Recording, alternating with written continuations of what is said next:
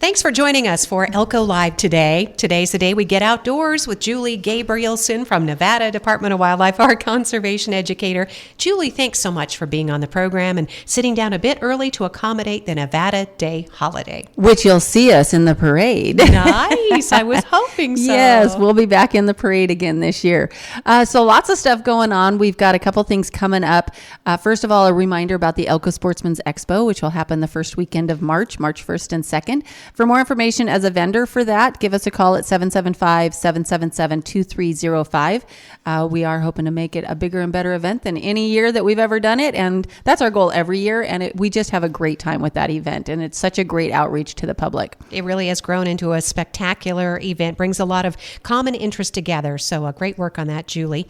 And then we've got this really cool youth pheasant hunt idea. Anything to get the local young sportsmen and women into the field? Yes, and this is the first for us in this region. It's a youth pheasant hunt happening November 8th and 9th.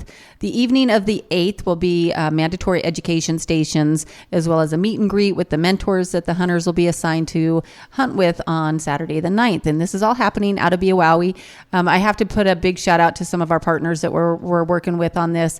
NGM, that we're actually hosting the event out of the Horseshoe Ranch in Biawawi. Some of the hunt area, actually all of the hunt area is private land owned by NGM. We've also got the Midas chapter of Nevada Bighorns Unlimited that have made huge contributions to this, as well as helping us out with manpower and some of the mentors as well. We've got Elko Bighorns Unlimited is contributing, as well as Chucker Chasers. So we've really got a great partnership going with all of these groups to help us make this successful. As of this morning, we did have just a few spaces left for hunters to come in. It is limited entry because of the limited space that we'll have to hunt. The hunters they've got to be 12 to 17 years old. They must have their hunter ed certification as well as a current hunting license. They will hunt with mentors that have dogs. So they're going to learn not just about the pheasant hunt and upland game hunting, but they're going to learn about hunting with dogs, which brings an entirely different dynamic to upland game hunting. And like I said before, the education stations are required the evening before. If you want some more information on that, give me a call at 775-777-2305. All right, Julie, thank you so much. That's the Youth Pheasant Hunt opportunity coming November 8th and 9th. And then your progressive fly tying classes, those are going to be starting up soon? It kicks up on November 6th is when we'll start those up again. It's every Wednesday at 7 p.m. at the Elko NDOW office. We do take a break for the holiday weeks, but we do keep you apprised to what those breaks will be. Fly fishing field trip is the conclusion of the class in the spring. Students in this class, through that progression, they learn to tie a new fly each week. We provide all of the materials and equipment needed to do so. This is really a great program for families and really for students ages 10 and up is really where it comes down to. Some of the stuff can be a little technical, so under 10, their little fingers just don't always work the way that they're supposed to get the the fly tied. Just like our tongues. Yes, over, yes. Yeah, my tongue is as nimble as those little fingers sometimes. For more information on that, you can call Nicole Hamlin at 777-2388. Excellent. And speaking of, you've got a team of Nicole's working for you, and one is focused on in-classroom education. Yes, I actually call them Team Nicole when I'm referring to, things that we need to collaborate on. Know Your Nevada is in full swing. That's our 4th grade education program that we go into the schools 3 different times per classroom. That is in full swing. That's all based off of Nevada's living state symbols. Then we've got the planning has begun for the 2025 Trout in the Classroom season. Volunteers are needed to help deliver those eggs to our classrooms.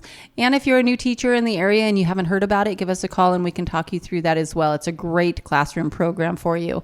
And we provide all of the equipment and training for it. The last week of October, this week, is the Eastern Region Career Fair Loop as well, which we'll be having, tables at the Eureka, Battle Mountain, and the Elko Career Fairs. And this is really just all about us, with outreach and encouraging those that might be interested in this kind of a career field to join and look at wildlife conservation. There's so much that people can do in wildlife conservation that a lot of people really don't realize how broad it can be. Yeah, there's so many exciting positions, and it's not just for people who like to work in the outdoors, certainly, but as you mentioned, a lot of opportunity there. Absolutely. And a lot of us really love the outdoors, but yes. we have accountants, we have a fiscal department, we have a technology department. So there's lots of different divisions that if being out in the field and in the weather isn't your thing, then we've got something else for you also. That's right. You might like being in the lab, Yep. but it all goes to help conservation and care of our wildlife and natural resources. And speaking of volunteers, We always need hunter ed volunteers, wildlife ed, angler ed. We always need these volunteers for our programs. Those programs are essentially run by our volunteers, and we couldn't do it without them. Right now, we are looking for additional volunteers for our NASP After School Club. That club meets the first and third Tuesday each month out at the Flagview Auxiliary Gym.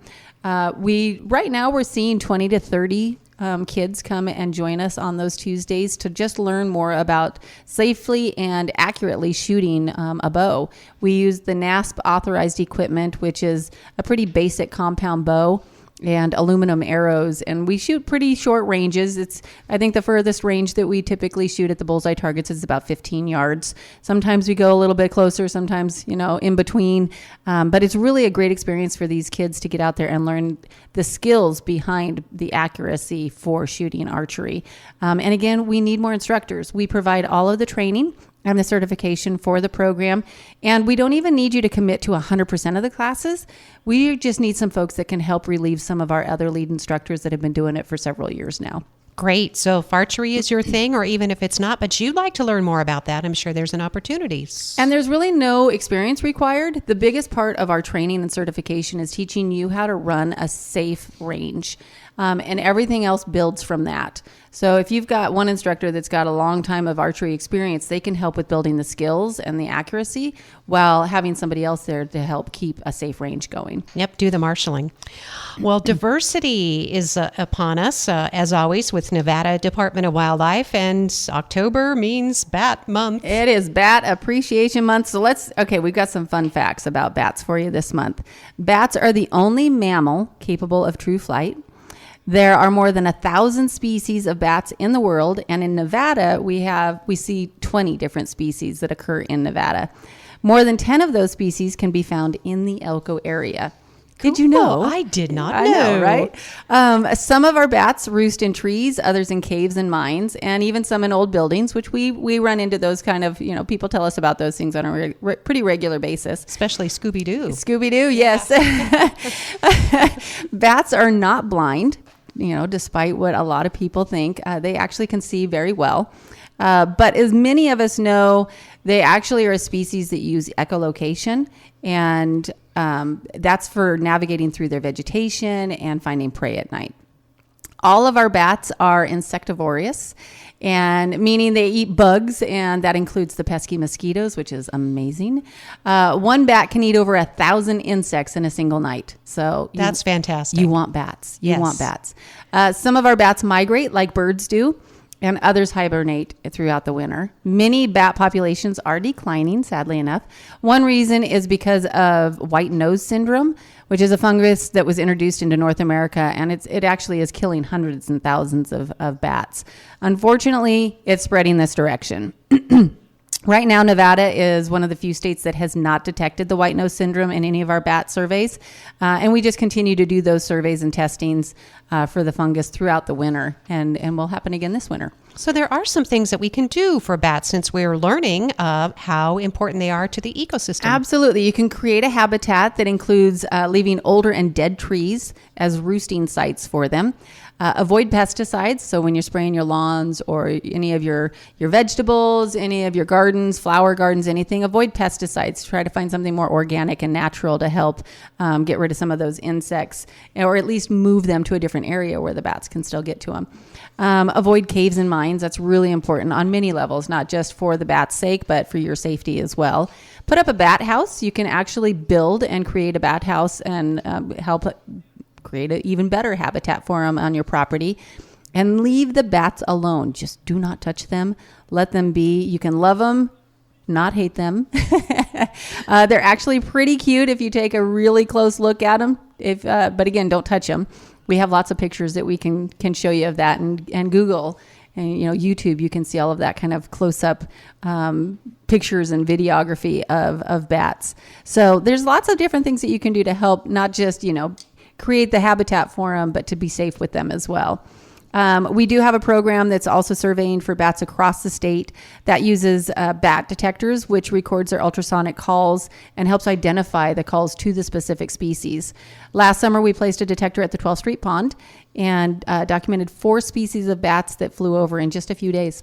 Wow, that's really impressive. That's great to know. And they really are kind of these delicate looking creatures. And as you said, you can come to love them and not hate them. Yes. So. And that particular survey at 12th Street Pond, you'll see a post on social media, I believe on Facebook on Saturday, where it breaks down what that survey came back from with all of the data that was submitted. It's amazing. These tiny little species can travel these enormous distances. They can. Yeah, so super cool. Thanks for the highlights on bats during the month of October, Julie. We appreciate that. Something else to be aware of is we want to prevent CWD from entering Nevada. Yes, chronic wasting disease. It's a fatal disease of deer, elk, moose, and it's all caused by a misfolded protein or prion. Nevada does remain free of CWD, and so we're doing our part to try to keep it that way. But it is present in neighboring states. So we do have a state law that dictates that hunters that hunt out of state, they're not allowed to bring in any portions of the spine or brain from that big game coming back into Nevada with them. We do have another final check station this weekend for all of our big game hunters. It's October 26th through the 27th, 8 a.m. to 6 p.m. That's going to be at the Ely Love Station, the Austin Junction, which is at State Route 305 and US 50, as well as the westbound I-80 pull-off at Beowawe. So there's several different ways that you can submit a sample for CWD.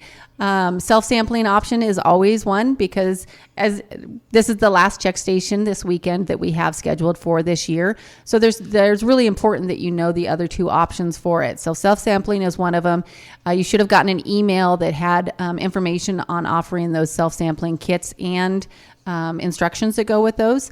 There should have been a QR code to help you download all of that information. If not, give us a call at the office. We can get that information to you. You can also call us ahead of time at the offices and check in to see and make sure that we've got a bio there that can help pull that sample for you at the office. New this year, this is all in an effort to stimulate the hunter engagement with submitting those CWD samples. Nevada Muleys has set up a raffle and provided many different prizes. Cool. To be entered in the raffle, though, you have to submit that CWD sample, and they will provide the entry link for you.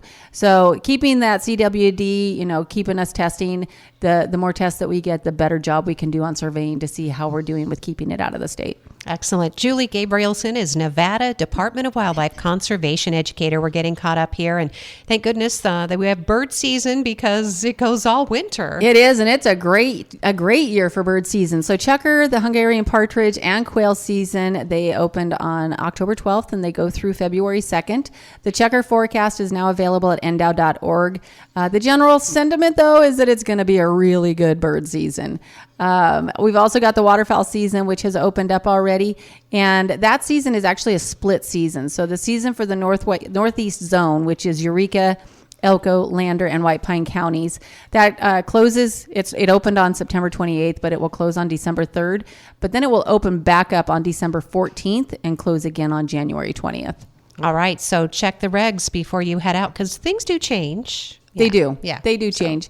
It's always important to check those regs because from year to year, they definitely have some changes to them. And that does bring us to our topic of law enforcement. We just want to make sure, again, folks are being attentive to, what they're doing in the field and then also to things that might be happening by others who are not, they are not being very good neighbors or stewards. Yeah, and unfortunately it does happen. We have had a report of a couple different instances where there's been some alteration or destruction of some of our big game guzzlers. It's important to know that isn't an unlawful act. It's unlawful to destroy any public or state property. That includes altering or modifying the fence in any way that lessens the integrity of the enclosure or the fencing around the guzzler. Long and short of it, do not cut or remove any pipe rail fencing in place of or around any of those guzzlers. Just let them be the way that they were built and the way they're intended to be used. Yeah, that's unfortunate. I just can't imagine why someone would, but yeah, do report it. If you come across damage, report it. Right. Absolutely. So, yes. And if you come across damage, by all means, give us a call. You can call our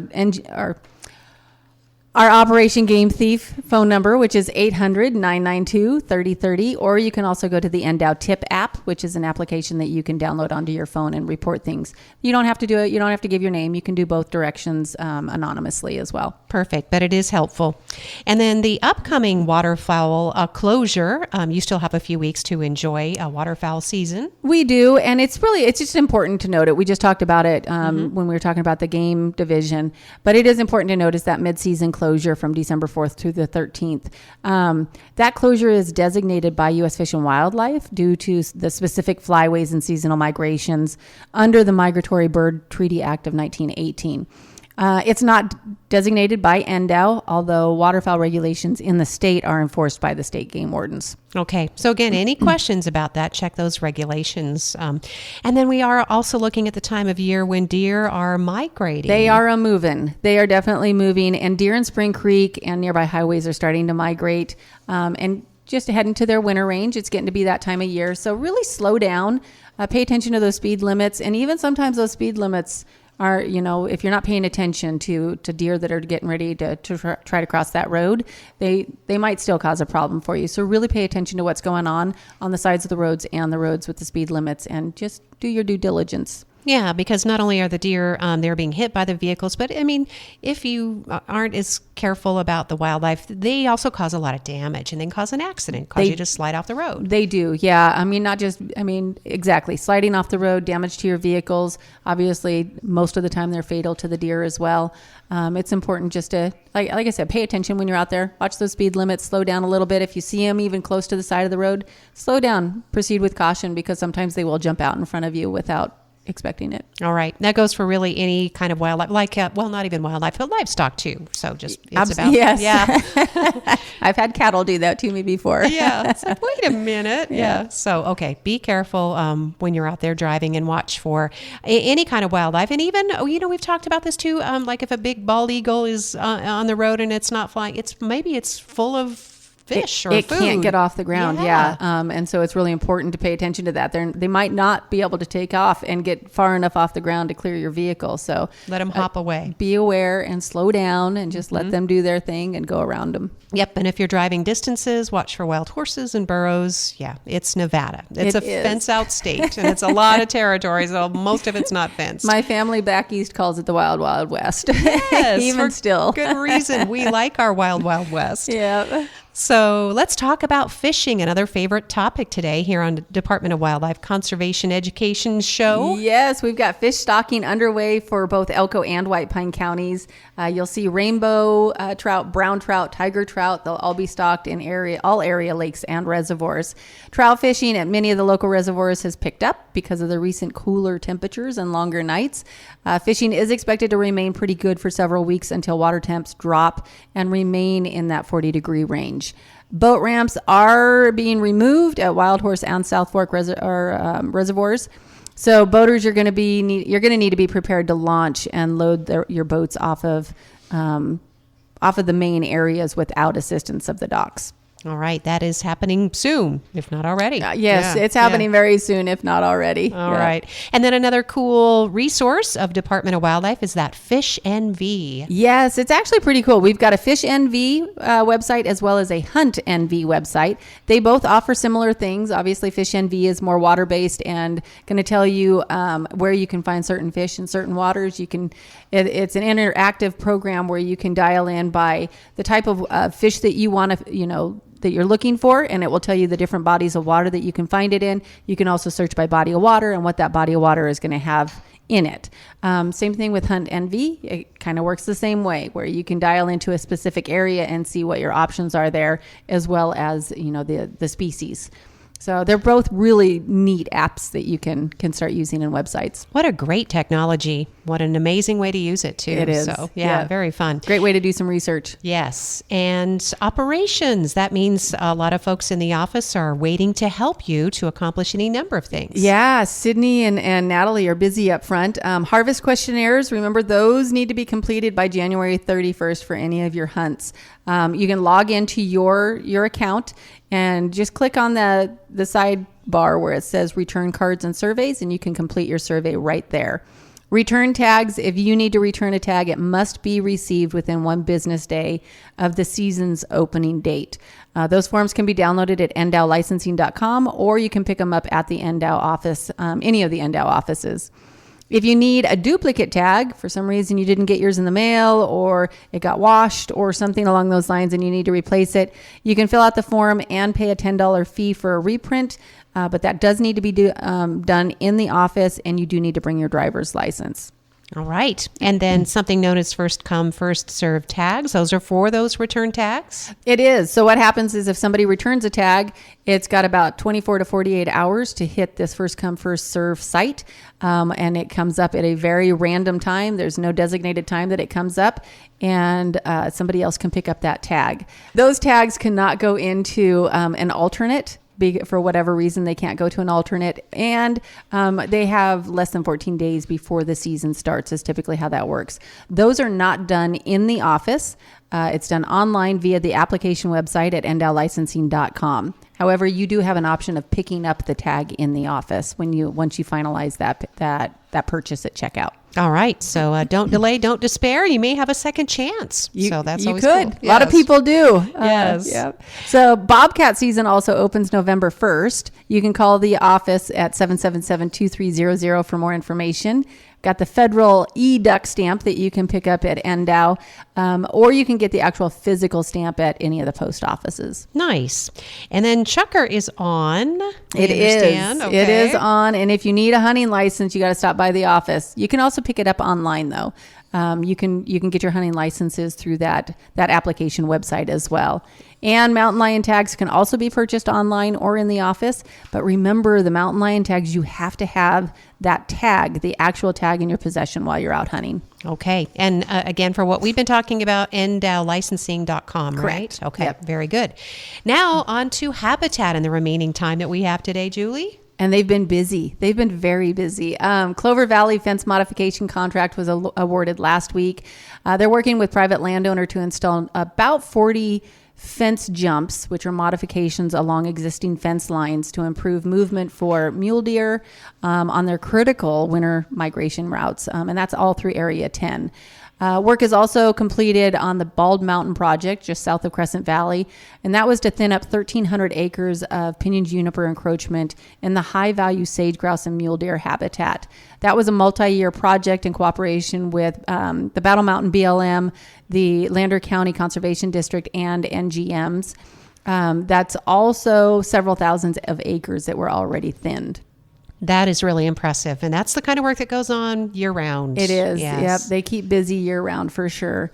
They've got nearly 14,000 acres that was aerially sprayed for cheatgrass and Medusa head control in both Elko and Lander counties. That helps to reduce the annual invasive grasses and are typically followed by a seeding the following winter using a pretty diverse wildlife seed mixture. Nice. The goal of that is to rehab those degraded rangelands in old burn scars or even rangelands that were infested with Medusa head in that critical distribution area for wildlife. Yeah, they try to put something back in that's also fire resistant too. Yes. So, yeah. Yep. A little bit more tolerant of those drought areas as well. All right. And then let's talk about, we mentioned guzzlers. Sometimes you have to go back in the field, sadly, and repair guzzlers. Yeah, they completed the work on 3 different guzzlers that were damaged during the winter of 22-23, which was that really hard winter a couple years ago. And that was all in the Mooney Basin and the Alligator Ridge area. Those guzzlers, they help ensure the water is available to the wildlife in the warmer and the really drier summer months. Yep. So those are crucial. So please do report damage, do everything you can to prevent damage to guzzlers. And then the Murdoch Mountain Mastication Project. That sounds like a big mouthful, deal. Huh? Yeah, it is. That began this week. That project is removing the pinyon and juniper in sagebrush habitat through the mastication, which will enhance mule deer and elk wintering habitat in Area 7. That you'll see those kind of projects throughout the area, through the region over the last couple of years even. Okay, very cool. And again, it's all about making this habitat, more conducive to supporting the various species that use it. So It is. mule deer and elk in this case. And then the cross-tie transmission line, that's a big energy project, but people forget how much work has to be done to help the landscape and the wildlife. And how much we need to pay attention to it as well. So the Green Link North Transmission Line and many other projects located on BLM managed lands are something to pay attention to. There's been a significant increase in renewable energy along that GLN corridor. We would encourage the public to stay really involved in all of these projects to know what's happening across those public lands in Nevada. You can do that by visiting the eplanning.blm.gov website is where you can see some of those upcoming projects. All right. Again, public land managers are trying to work, with NDOW to meet some of those concerns, but those decisions are largely guided by the public. So it's important, as you said, to stay informed and stay involved. Yep. And those are public meetings as well. All right, Julie, appreciate that. And I know just with a little bit of time, we got right through this today. My goodness, that a was huge a lot list. too. I know. We know the urban fishery is still work in progress, but I know city officials are really excited about this too, Julie. Yes, so. and we've been down there and we've started doing some cleanup as well. We had a tour down there a couple weeks ago, and so several of us went in and cleaned out some of the garbage that has been dumped down there, unfortunately, and put in some road blockages as well to kind of help reduce that in the future. We did put up some no camping signs to help out with that as well. So we're getting there. We're starting. The work has begun. Can you envision your outdoor classroom out there? I mean, won't that be so cool? Oh, I absolutely can. Yes, both indoor and outdoor is my long-term goal. But absolutely, those Trout in the Classroom programs are going to benefit so much by having a water so nearby to them to be able to release into, so they won't have to go all the way out to South Fork or to any of the other waters that we help them out with. Sometimes we do go to Carlin, but Carlin, obviously, the Carlin School District and schools, they go to the Carlin ponds, but a lot of the Elko schools go to South Fork, and sometimes that's a little bit of a jaunt. Oh, yeah. Getting the buses organized and everything for them, and so this will be just a neat additional opportunity for them, not just on the Trout in the Classroom releases, but other educational components as well. It's so nice that NDOW can do this and partnering with all these conservation groups, Julie, because this love of nature and the outdoors, extending that to city kids. Not all of us are lucky enough to live out in the beautiful backcountry or places like Spring Creek. Yeah. And so it's nice to have these projects close to home, because that's how you're going to entice more people into the outdoors. And it is. And it's great because a lot of it is being, some of our partners are all local as well. We've got the city of Elko County. We've got NGM, who was a huge contributor to purchasing some of the land, as well as NV Energy, and then some other groups as well that are starting to kick in on helping out as well. Nice. And a lot of them will be in trade. As far as, they might send out help, and they might not be able to contribute the funds, but they'll be able to send out some manpower to help out with stuff. All right. So work in progress. Expect more to come in the year and maybe years ahead. It could take some time, but it's coming together. Yeah, it could. But we're optimistic. We're going to shoot for the stars with it, I think, as best we can anyways. Yeah. A lot of people really excited about that. Julie, thank you for everything you bring to the program once a month, and appreciate listeners. I know that they enjoy this program. It's really funny. This is one of the longer enduring programs on Elko Live on KELK, and people, they love their wildlife and their landscape, and so a lot I like of fans. hearing that. Yes. Yeah, absolutely. Thanks, Julie. Julie Gabrielson is our conservation educator with Nevada Department of Wildlife.